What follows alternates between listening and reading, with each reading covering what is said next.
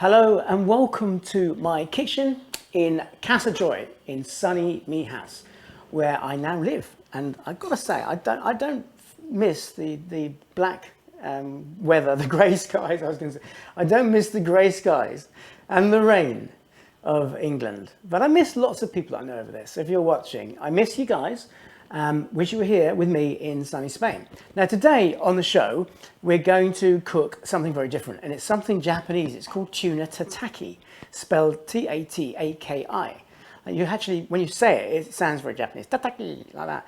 And I went to Japan once, and the first time I ever had this dish, it was amazing. And there's another story that I love to tell, is that I was working with Formula One in Abu Dhabi, and Beyonce, you know, the world famous superstar singer, wanted me to cook for her personally. And she doesn't really eat very much, and most of what she likes is Japanese. So I did her a tataki, and she said it was absolutely outstanding. And there's levels and tiers of flavors and, you know, complexities that make this dish fantastic. I'm going to try and strip it down and keep it as simple for you to do at home with a piece of fresh tuna. Now, firstly, let's take a look at the tuna.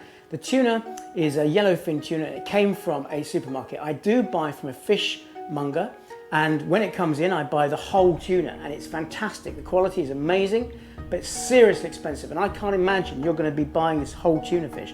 So I've bought what you'd get at home, which is a fillet like this, and what we're going to do is make that fillet special. So a tataki is a kind of a raw tuna dish, but it's seared, so it has got a crust on the outside, which is lovely, and it gives it a lovely texture.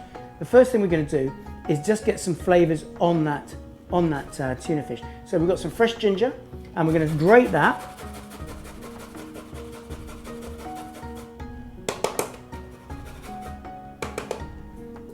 Like that.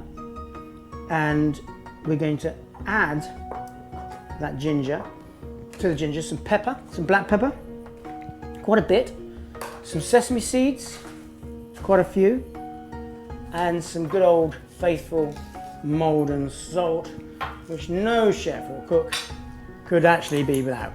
Mix this up into a little paste. And then with a little bit of olive oil, probably better. I'll just get a little bit of olive oil by the stove. Come on, Stephen, get yourself together. A little bit of olive oil, rub that in, and then just push this on top. So basically what we're doing is creating like a little bit of a crust. And of course, all the lovely flavors that go with it.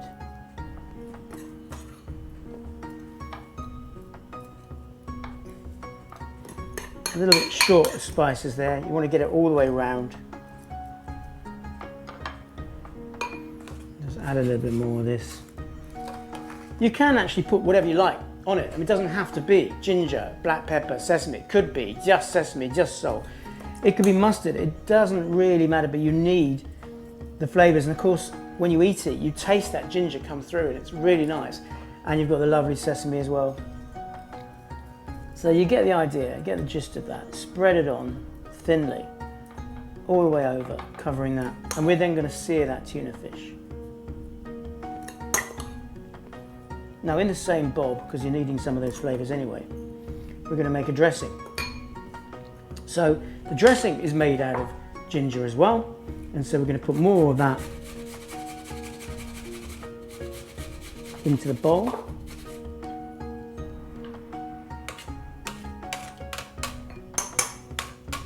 And into that, with the ginger, we're going to add a touch of soy sauce. Now, I always buy, if I'm making a dressing out of soy sauce, I buy the best soy sauce that money can buy. And in my opinion, the best soy sauce for eating just as a natural soy like this is a tamari, which is a Japanese soy, and it's absolutely delicious. It's free of additives, and it's absolutely sensational to eat. So we're going to mix the ginger and the tamari soy. There's a few sesame seeds in there as well, with a little bit of lime juice and a touch of honey.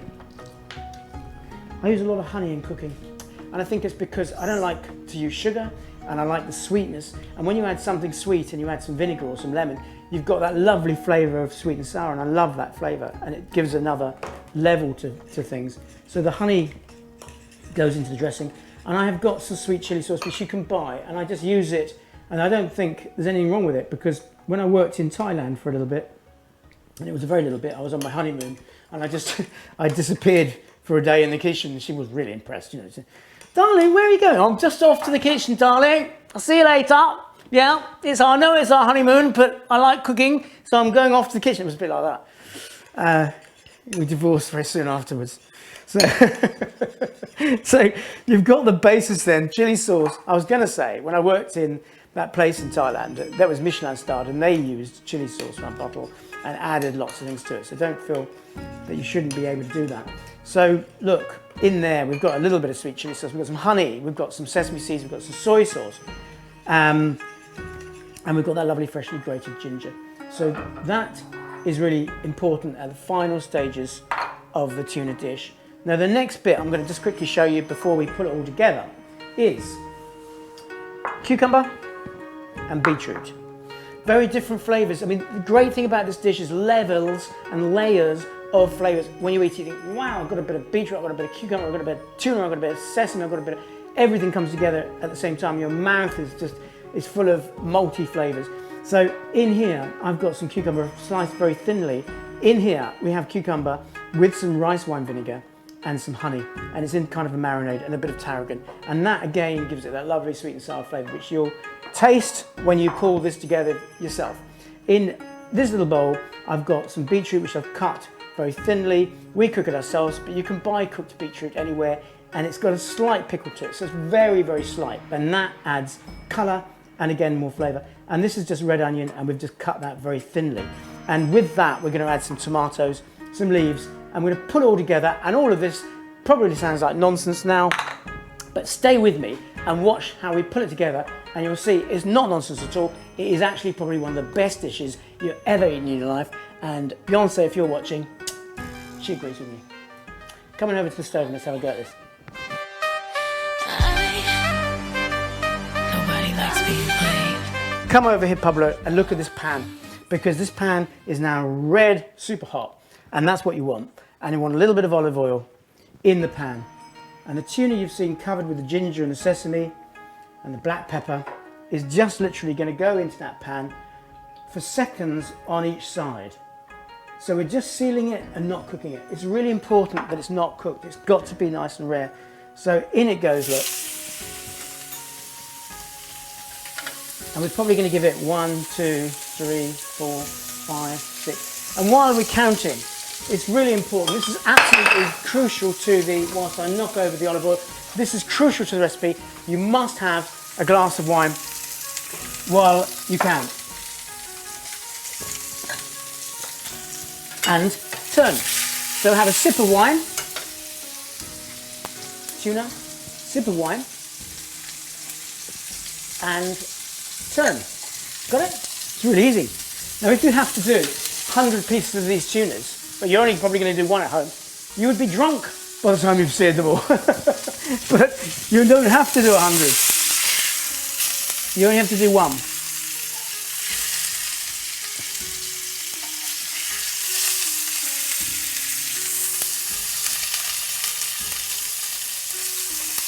So you've got the idea. I don't want to cook it too long, but I want it to crust. I want it to colour. And that's it, ready. Now that tuna now goes, better turn that off, otherwise we have a little fire, and the fire brigade will be here. Goes into some cling film, and the reason for that, whilst it's warm, is good whilst it's warm, is because we're going to try and get it a little bit more round, and the heat, because we've just seared it, penetrates the tuna a little bit. And you'll find that when you cut it, it's nicer and it's lovely and it's rare, but not raw. I mean, raw is, I love raw fish, don't get me wrong. I took my dad to a Japanese once as a treat. He loves Chinese. Honestly, he really does. I mean, he eats Chinese like for breakfast, lunch and dinner.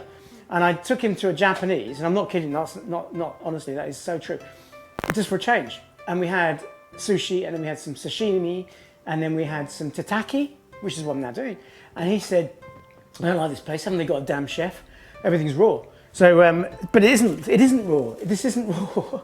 And yes, they've got a chef, and it's a lot of skill to produce this little baby here. And that is now going to be sliced over here, Pablo. So follow me over, like this. Let that rest for a second, and then we build the plate. Now, the plate building, if you've been watching this little mini series we've been doing, is so crucial. It's about presentation, it's about flavors, and that's how top chefs work. It's not just about getting a piece of meat or fish and putting it on a plate. It's about the levels of flavors. So we're going to take this cucumber, which has a flavor on its own, and it's delicious as it is, and just take some of the juices off it a little bit. And with the tarragon as well, we're going to lay that into position. What position? Well, that's up to you. It's about being artistic. So literally, no more than that. That's fine. The beetroot, Pablo, are you watching? Because after this, I'm going to get you to do it. I'm going to hold the camera, and Pablo is going to do the food, and we'll see what comes out. Because both of us would be, well, I mean, what can you imagine? I'm me with a camera. Gee, I would be pointing at the wrong things. So look, we've got some nice little colours and flavours going on there, haven't we? And then some of this onion, this red onion, is just going to go over, nice and thinly sliced, yeah? Like that. That's enough. And then some tomatoes. These little cherry tomatoes, delicious. So we want tiny little pieces of tomato, not huge, great chunks. The tomatoes over here, by the way, are fantastic. I mean, I'm sure you know this already, but there's such a lovely variety of tomatoes over here, and the flavours are so good. I try and incorporate them in as many dishes as I can dream up. I actually normally in the restaurant, which is the Little Geranium in La Cala, by the way, which is a beautiful little muy bonito restaurante in La Cala de Mijas, is a really busy little restaurant, and we buy some fantastic tomatoes, heritage and heirloom, yellow, green, red, multicolored, multi-flavors, fantastic. So that's the plate pretty much done. You probably want a few leaves on there, but not much, and in which case I'm just going to put a little bit of rocket. There's loads of leaves nowadays, again, that you can use. Don't overleaf it, because this isn't really about being a salad, it's about being an appetizer. And drizzle that with a little bit of oil. It doesn't have to have a dressing on it, because there's so many flavors going on here, you don't want to complicate it too much. Just a little bit of rocket. Okay, you get the idea, I know you do. So we're not going mad on leaves, in other words, just a few here and there. Right, that's it, that'll do, Stephen. And then, the pièce de résistance, of course, is the tuna fish, which you've seen being seared. So we're going to cut the end off it. So it looks like that. So it's raw, but it's not raw. You know, it's nicely seared. Cut it into three, straight through, 3 small pieces.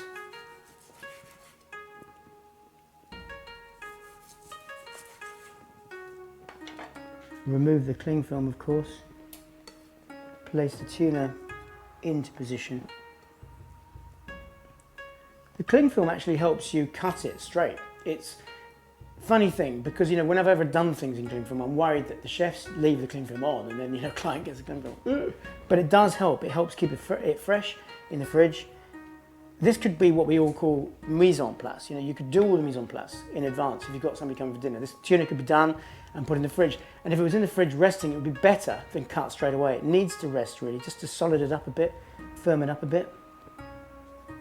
Okay, now I'm just going to shift that back, Pablo, to my board and dress it with this dressing. Do you remember the dressing we made with the ginger, the soy, a little bit of honey, a few sesame seeds in there as well? And drizzle that just into position, not, let's say, over it. Oh, and there's one other little touch, and I made it this morning. So there's loads of flavours here, you get the gist of this. There's so many flavours here, but that's what makes this dish absolutely outstanding. And then a little bit of salt on the top. So this is wasabi mustard, that hot Japanese mustard, and cream and a little bit of lemon juice. And literally I just squirt or make up the mustard wasabi from a powder with water and put it in, or squirt it in from a tube into this. add the cream, add some lemon juice, add some seasoning, and then all I did this morning was just shake that up. So you've basically got a wasabi cream, and the reason for that is because it's not so hot. If it was just wasabi neat, it would blow your socks off. It's too much.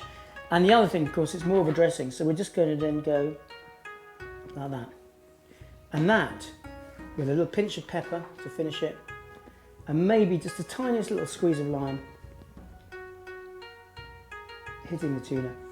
And that is Tuna Tataki, Japanese style, full of flavour, full of character, full of colour. And that looks something like you'd have in a top restaurant. And it can be done easily at home. You've just seen me do it live in a matter of moments. Quality of the tuna matters. Lovely, rare tuna, but not raw. Picking up the flavours of beetroot, the cucumber, the marinade, and that lovely sauce with the soy and with the honey. That, ladies and gentlemen, is all from me. When you eat this, you are going to be in heaven. I've really enjoyed cooking for you. Once again, thank you for coming to my house, Casa Joy. I love you all lot. God bless.